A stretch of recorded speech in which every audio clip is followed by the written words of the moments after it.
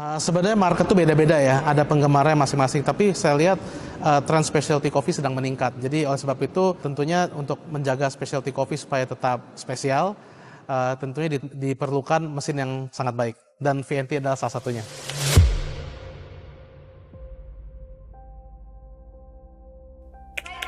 Hai, sehat dong, thank you. Oke, saya Elky sebagai CEO dari PT Sari Alami atau Els Coffee Group, dan kita sudah berkecimpung di dunia roasting ini sejak 2012. Jadi ini sudah tahun ke-14, tapi secara background memang family background kami adalah eksportir green bean. Kalau kopi memang sudah dari sejak lahir sudah berkecimpung di dunia kopi ya, karena ayah saya sebagai eksportir kopi dan saya memang sudah sejak kecil mainnya di gudang kopi. Nah, tentunya memang ada waktu di mana saya menimba sekolah di Melbourne dari high school sampai pun beres university. Setelah itu saya balik dan namanya kita ya anak baru lulus ya. Jadi kita mau meng-create bagaimana mencari sebuah brand supaya bisa dikenal oleh masyarakat, dan waktu itu mungkin kopi Indonesia belum dikenal seperti sekarang, tapi kita punya impian supaya kopi Indonesia bisa makin dikenal. Oh iya dong, karena dari kecil udah ngopi terus, kopi tubruk malah ya. Kalau sekarang sudah lebih fancy, banyak mesin, banyak manual brew style dan sebagainya ya gitu. Di Lampung, memang kita HQ-nya di Lampung. Cabangnya kalau kita coffee shop, grup kita ada lebih dari 30 cabang secara grup ya. Tapi memang Els Coffee memang base camp-nya di Lampung. Ya, ingin menjadikan suatu destinasi kopi. Jadi mungkin tamu-tamu dari luar kota dari mana bisa datang visit ke Lampung, ya ada coffee shop, bisa ngopi, dan kita bukan hanya menjual kopi dari Lampung saja, tapi kita juga miniatur Indonesia. Dari Aceh sampai Papua kita ada kopi-kopinya tersebut. Ya mungkin memang banyak sudah yang kopi-kopi yang sudah puluhan tahun di Lampung.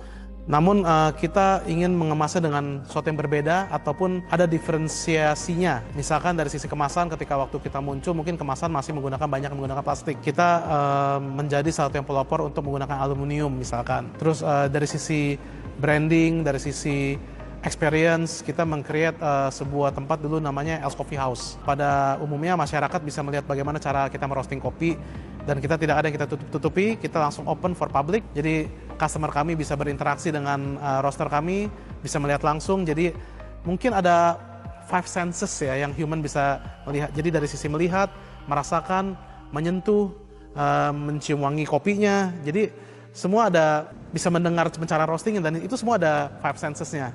Dan itulah yang ingin kita tunjukkan ke masyarakat, kalau penting sekali kopi itu menjadi sebuah lifestyle juga, di mana kita bisa bersharing bersama ya gitu. Yang selanjutnya, Oke. Kalau untuk menurut KLB sendiri melihat perkembangan kopi di Lampung ini gimana? Sepesat itu? Oh, sangat pesat.